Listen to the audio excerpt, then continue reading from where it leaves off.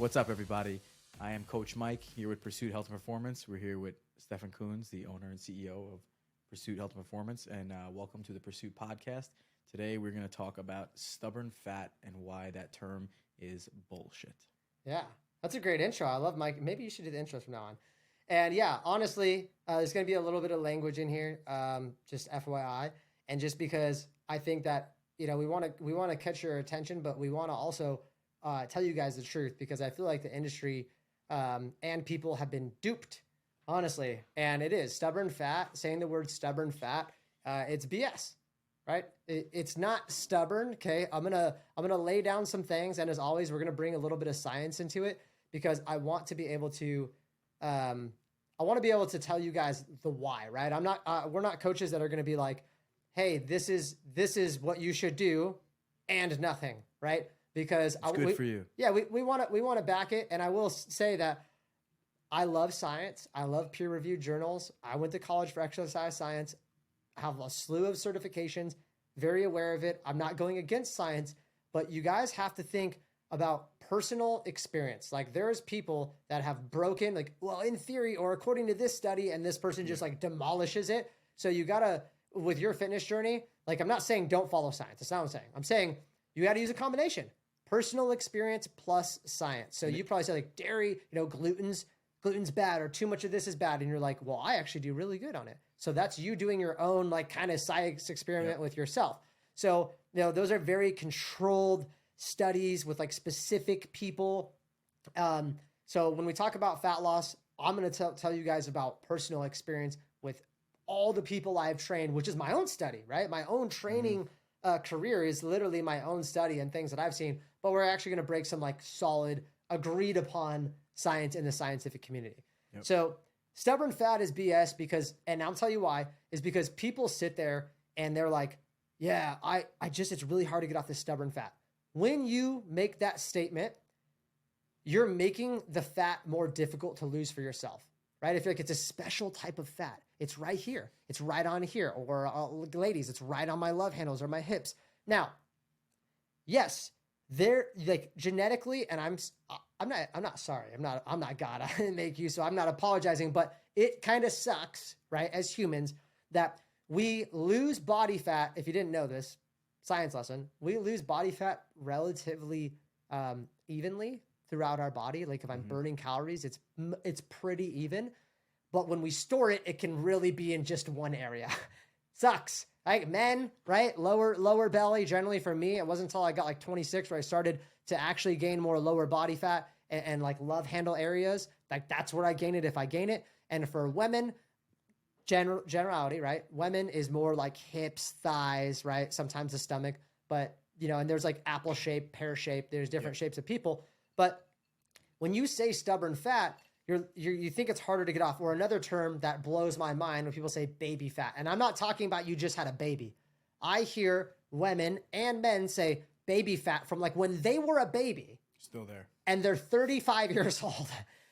That, first of all, that doesn't exist, okay? Now, if you're like, well, I've always been a heavy kid, fat, goes on a cycle, right? It doesn't just sit there. It's not like the same fat cells necessarily, because you're always burning fat and using fat storage. Like right now when I'm breathing, I'm actually breathing out a percentage of carbohydrates and fat. You have something called your RER, which is your respiratory exchange ratio. So at every point, you are burning a percentage of carbs and fat, but that ratio changes, right? So don't think that it's like the same fat. Like you might be able to pinch the same pinch, but it might not be the same fat cells just because your body works like that. So you're always using some portion of fat and glycogen, or glucose, which is stored carbohydrates, as energy.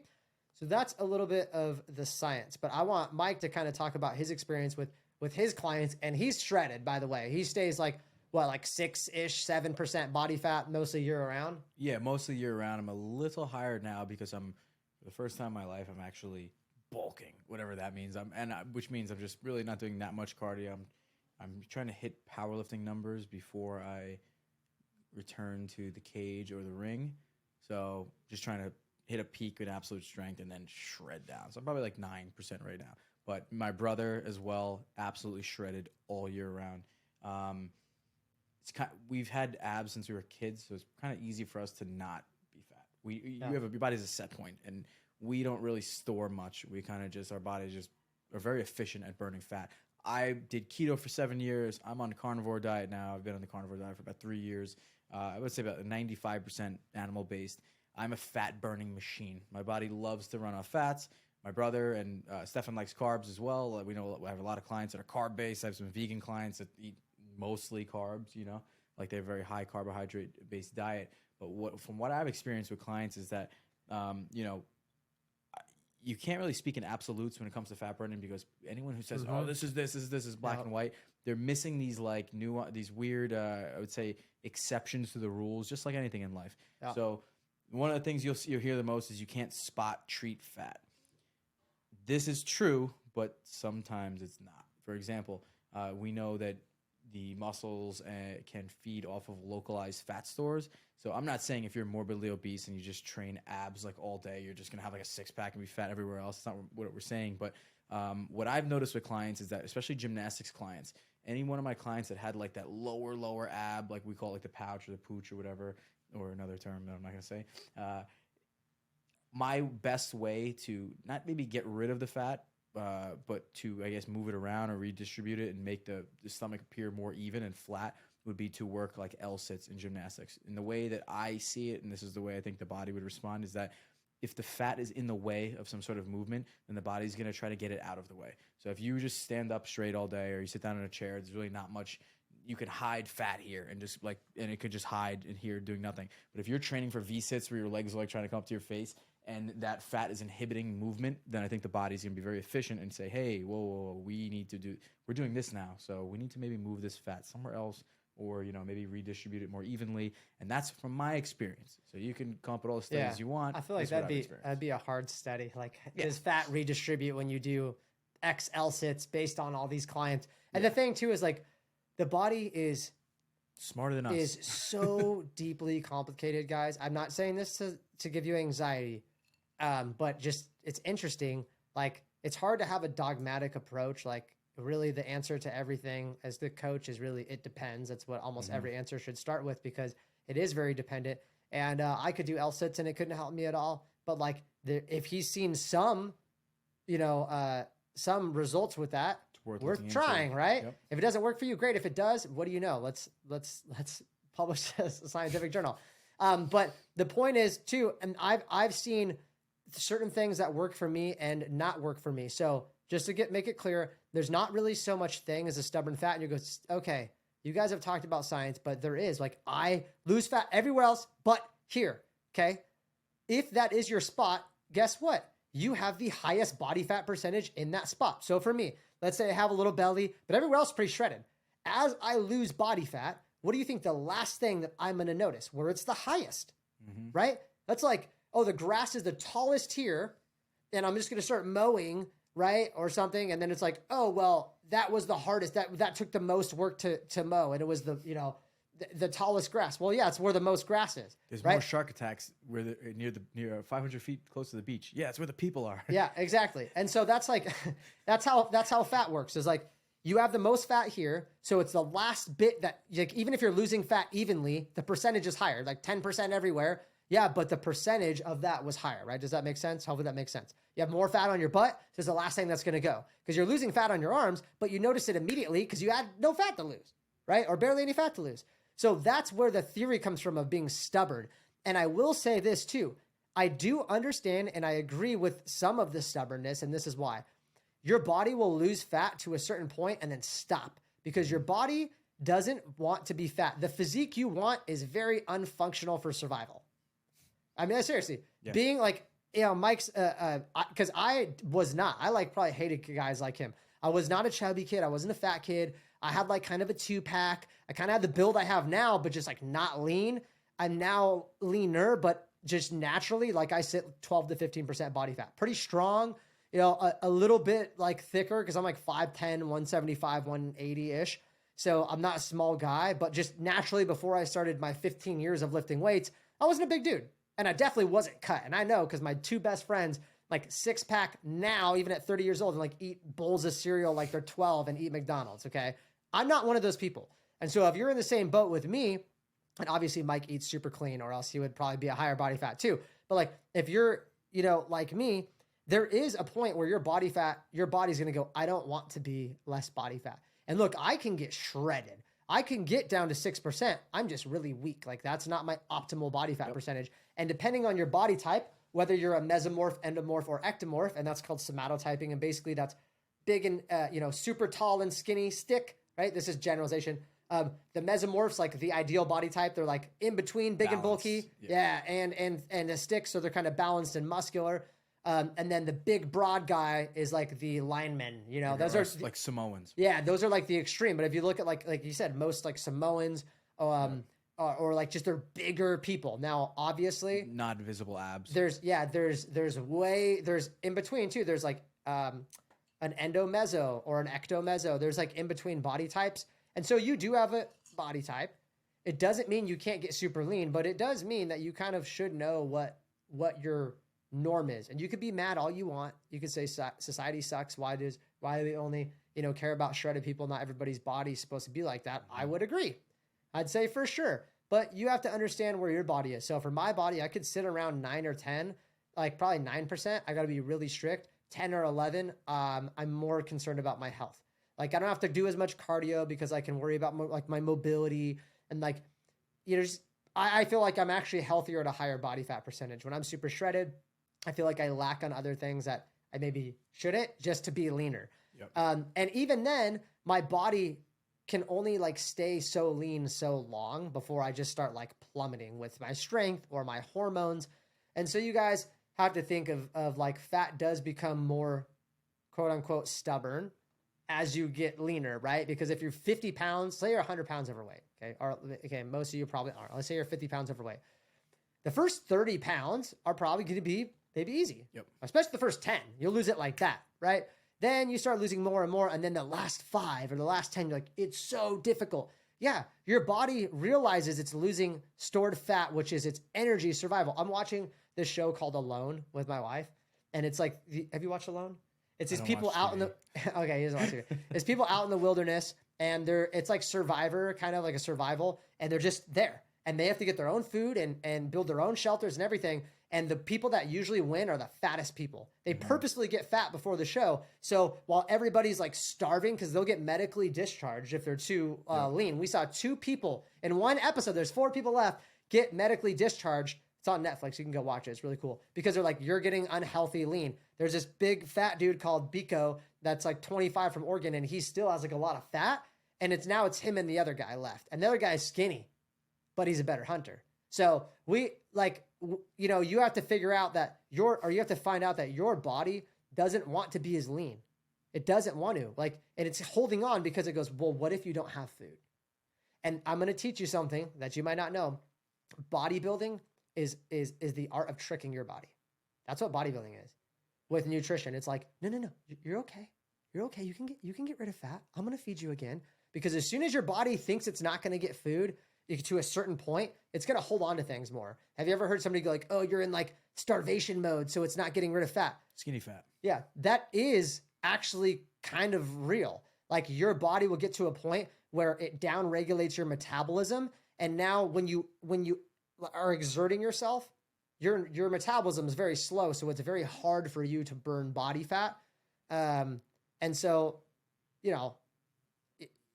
you got to realize that your fat's there for a reason, and you have to trick it. And one of the methods, there's a tons of different methods, but one of the things that I've noticed with my body is doing things like, Mike does, which would be like an intermittent fasting or different things where you're like, I'm not giving you anything till you burn this fat. Now, I want to tell you guys, it does matter about total calories, okay? Calories in versus calories out, because you could lose fat by starving yourself or just reducing your calories a little bit, right? They're both different. I wouldn't suggest starving yourself. I'm not telling you to do intermittent fasting or fasting. I'm just saying at some point, like these contestants on Alone, their body, they have no food. Their body's like, I'm eating your fat. Now, it's not good. When they go back home, I guarantee you they're going to blow up like balloons because they're going to start eating. Their metabolism's really down-regulated. And unless they do a reverse diet or they integrate calories very slowly and properly, they're just going to get super fat, right? Because what if their calories burning, the body's burning like 700 calories a day when it's supposed to be burning 2,500? because it's super downregulated, and they start eating 2,800 calories a day. That's a Take a huge little while. surplus. Yep. Yeah, dude, it's going to get way overwhelmed. You're going to gain fat. And guess what, guys? That's the problem with yo-yo dieting. What do you know? You do this super restrictive diet. You're at 1,000, 1,500 calorie deficit. Wreck yourself. You cut out carbs, sugar, all this stuff. And you're like, I just cut out carbs and sugar. I'm doing keto. Bro, you ain't getting no calories on keto. Like, you can only eat so much bacon. For most people, you're not. Okay. If you're like Mike and you're actually tracking your stuff and know what you're doing, most of you aren't. Most of you are at this really big calorie deficit. You're burning a bunch of fat. And because you don't stick on it, your metabolism, you don't know it, but your metabolism has downregulated. And then when you start eating again, you gain it. And there's one thing that you might not know, and there's two types of fat gain. Okay, so fat tissue is called adipose tissue, and there's adipose hypertrophy, where the fat cell actually gets bigger and smaller. So if you feel like, why do I keep gaining and losing the same 15 pounds? Have you ever heard that? Like, I've been a coach, so I've heard it. I feel like you keep losing and gaining the same 20 pounds. You do. You actually do. That's a correct statement, because your fat cells are you're not getting more of them yet. There's another type. They're shrinking, gaining. So just telling you, they're there. So if you lost weight, like right now, if I was at 12% body fat and I got to 6, I have the same fat cells. They're just little itty bitty fat cells in there, and they're not blown up like a balloon, like a water balloon. Now, there's one type of fat that you do want to try to stay away from fat gain, and that's adipose hyperplasia. And that's where you actually gain new fat cells.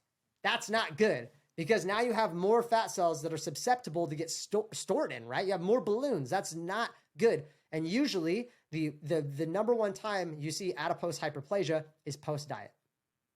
When bodybuilders step off of a stage, this is why they are very careful, because they'll blow up very quick. And it's when your body was in starvation, because your body goes, like, let's say you're on a loan, right? And you ate 700 calories, and then you're back, your body goes, oh my God. I mean, they're extreme. Like, they're out there for 60 something days. But even if you did like a really hard diet for 30 days, most people do them, a 21-day challenge, whatever, your body's like, oh my God, that was really stressful. Don't ever do that again to me, right? Because if you've been on a diet, it's stressful mentally, physically. Don't ever do that again to me. I'm going to give you new fat cells just in case that happens again. You scared me. So that's what I'm saying. Like, you got to trick your body. Your body's It's a second entity. It doesn't trust you. And you need to have as much cohesion with the mind of your body, like, at any given time. So the more your body trusts you, like, my body trusts me very well. It's like, dude, you're really consistent. Like, for the past 15 years, like, dude, you made minor tweaks and we adjusted them, and then you stick with them. Like, we're cool. Like, we get along. If you're constantly fighting your body the whole time, it's not going to trust you. That's why you'll see an anorexic person with a big belly. Like, super skinny, looks like they're dying, arms are like this thing, but have a belly, because it doesn't trust them. So, Yeah, and the thing too is, I know this might seem kind of deep, but your body is not you. Your body is billions and billions of cells and bacteria. Sorry, it's all these other living things. So, I mean, no, they don't probably have conscious thoughts like us, but at the same time, like, I totally agree with Mike. I think that your body kind of like knows when it can and can't do things. And when you're super like all over the place, there's no prediction, there's no method, there's no homeostasis. Mm-hmm. And homeostasis is a key, means balance. And your body always wants to go back to homeostasis. And that's why your body works on a negative feedback loop. For example, if you get a fever, what does your body do? Try to give you chills. So it's always trying to like get you back where you want to be, like an air conditioning unit. And so you have to understand that losing the fat, it's not stubborn. It's not angry at you. It doesn't have feelings. It's not more difficult to lose than the other fat. You just have to try to do new things. And once you lose the fat, this is something that's also super important. Once you lose the fat, you have to actually keep that fat off for an extended period of time. There's years. There's something called set point theory. And I really, the longer I train, I honestly believe this theory. Mm-hmm. And it's basically, the longer you've been at a weight, homeostasis, right? That's your baseline. The more your body wants to go back there. So unless you create an adaptation and stay there, you're not creating a new homeostasis. You think it is. You're like, oh, I lost 20 pounds. This is the new me. No, it's not. Your body's craving to get that 20 pounds back on. And I don't have a time frame. I'm sorry. I wish I knew more science on it. But if you are at that weight, if you lost the 20 pounds and then you go right back, you're going to gain it back and more, because you'll have adipose cell hyperplasia probably, and for sure hypertrophy. But another thing too is if you gain that weight, your body might say, hey, I want a new homeostasis. I didn't like how you just lost 20 pounds like that. That scared me. We're gonna do a new homeostasis, and now it's gonna be 30 pounds heavier. That's what yo-yo diet does. So yes, I'm gonna be the bearer of bad news. You're gonna hate me, but this is what you need to do. You need to lose the weight, and then you need to continue the habits, depending on what habits you had. You need to continue the habits that got you to lose the weight for an extended period of time. I'm talking about 6 months to a year or years. So for me, I think my biggest thing is I could get lean in the past, but I never stayed lean. Now I think I'm in a leanness.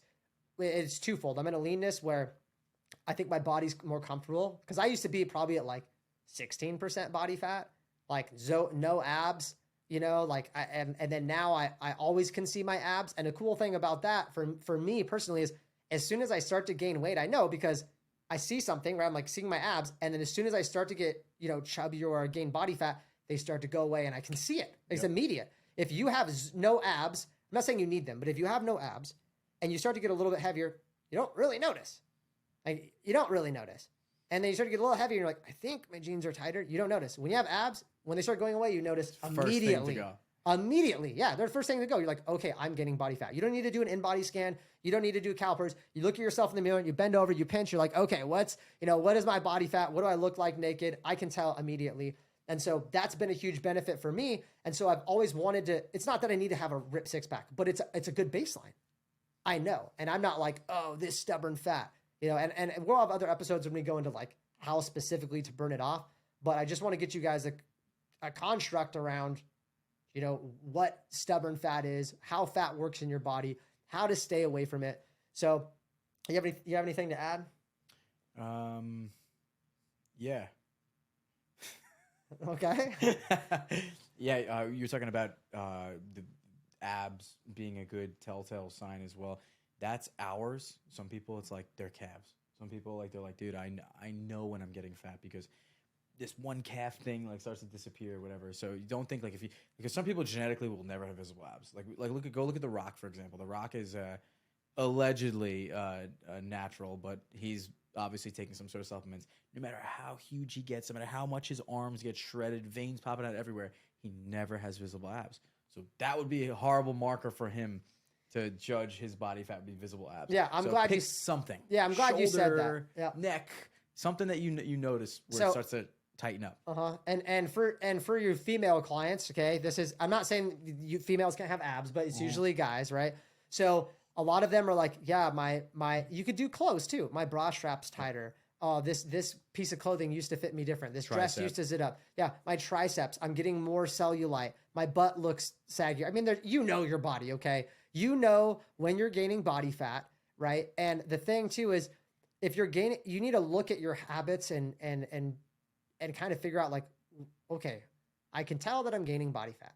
Don't ignore it, okay? I can tell I'm getting body fat. What have I been doing differently, good or bad, that has made me gain body fat? And I guarantee you're going to find, if you wrote them down, you'd find several things. There's a reason. Oh, I'm not tracking my food. I'm not eating as much. I skipped some workouts. I'm drinking too much mimosas with my friends. And there's reasons. And then you just solve the biggest one. You have to like say, well, I gained fat. I'm going keto tomorrow, and I'm going to go to the gym 6 days a week, and I'm going to cut out sugar and carbs, and you go all or nothing. That's not what I'm saying. Be like, I've been drinking too much. I'm going to cut back on alcohol. I've also been missing my workouts, so I'm going to get them in. Prioritize a couple things, right? So that's kind of like my tangible recommendation. Yep, minor tweaks. You know, in school for my bachelor's degree back in the day, they would always say, oh, doing the like +1, -1 give and take thing is so bad for your mental health or whatever. I'm calling bullshit on that because like, if you had a garbage week, like I'm not saying you have to like completely like it's like a +1, -1, like absolutely counteract what you did, like, and try to like create this perfect balance level. But be honest with yourself. Be like, hey, last week I kind of ate like shit. Should probably get back on the ball this week, and then maybe go a little bit extra hard this week, and next week I can get back to my settling point. Like you need to understand things fluctuate. My weight is anywhere from 166 to 170, steady. Just a small fluctuation. I don't lose my mind if I'm like, oh, I'm 169 or whatever, oh, I'm 168. Right. You know your limitations. When you start seeing things go abnormal, like, whoa, 172, what's going on here? So Yeah. use data and try to stay like expect a frequency of change. Like it's not or of homeostasis. It's not this perfect line like, oh, I gained 2 pounds. Like, yeah, you could have just ate. Now you got jeans on and a belt and shoes. Like Yeah. it's not always. Yeah. And the plus one, and last thing, guys, the plus one, minus one, I agree with Mike. I think that's actually a good thing. I'm going to give you an analogy. If you're like, oh, so, and there, if you have a really bad relationship with food and exercise, it's not it's not a punishment. It's not like, oh, I ate a lollipop I treadmill. binged last night, so I'm not going to eat the whole day. We didn't say that. That's not good to do. But if you binged last night, would it be a bad idea to do an extra 15 minutes of cardio? Yes, as long as you're not using it as like a self-punishment. You're just like, okay, I'm not perfect. I kind of slipped up. I'm going to hold myself accountable. That's different. And if you don't think, if you're like, that's bad, I hear trainers on Instagram, you shouldn't do that. If you messed up, just brush it off. You're perfect no, the way you are. It's not, because you know what you do? You mess up, you brush it off. Mess up, brush it up. And then 3 months later, you're 15 pounds heavier. Yep. That's literally how it works. Like, no shit. I see it all the time. And they're like, well, it's about self-love. It's about accountability. And let me tell you this. Bullshit. Let me give you an analogy.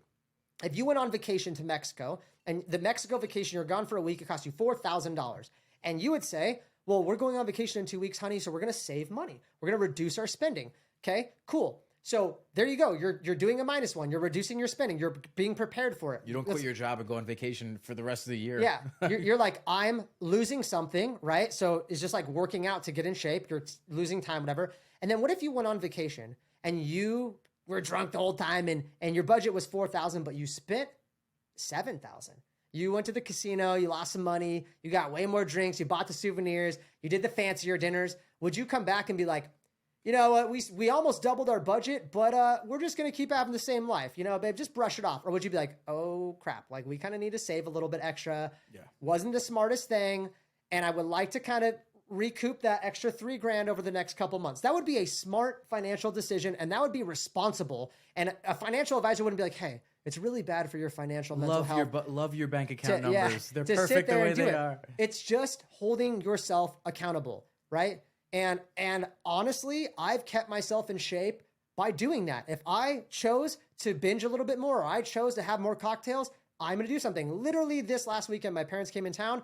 I did have some alcoholic beverages. I did eat at Benihana's, which is delicious, but they like smother their stuff in butter and a bunch of carbs and things I probably normally wouldn't do. So the first couple of days, I went really low carb to get back on baseline.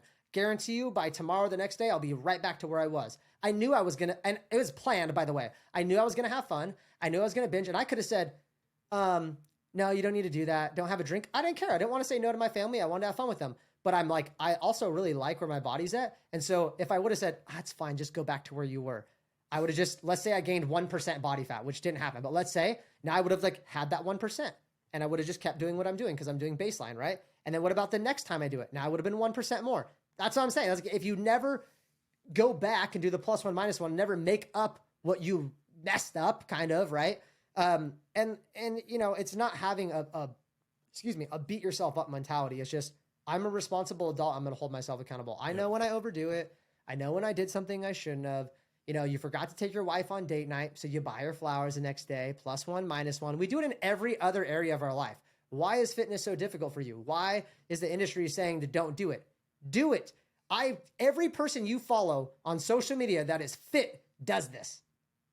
Mind blowing. I guarantee you, they don't go binge with their friends and they're like, you know what I mean? They have a physique to upkeep, and they go back on it because that's their baseline, right? If they spend extra money and you're responsible, you sit there and you're like, okay, now I got to save a little bit extra. I shouldn't have done that. And then if you do that all the time, you're never having these like huge up and downs and these huge waves. Yep. So I appreciate it, guys. I know this episode was super, super long, but we like to talk, and hopefully this is a super tangible episode that you can use stuff and you can reframe your mindset, right? This is very mindset based.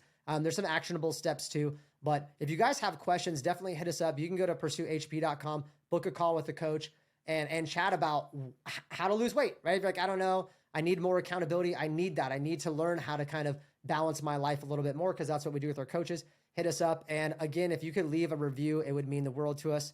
And until next time, we'll talk to you later. Peace.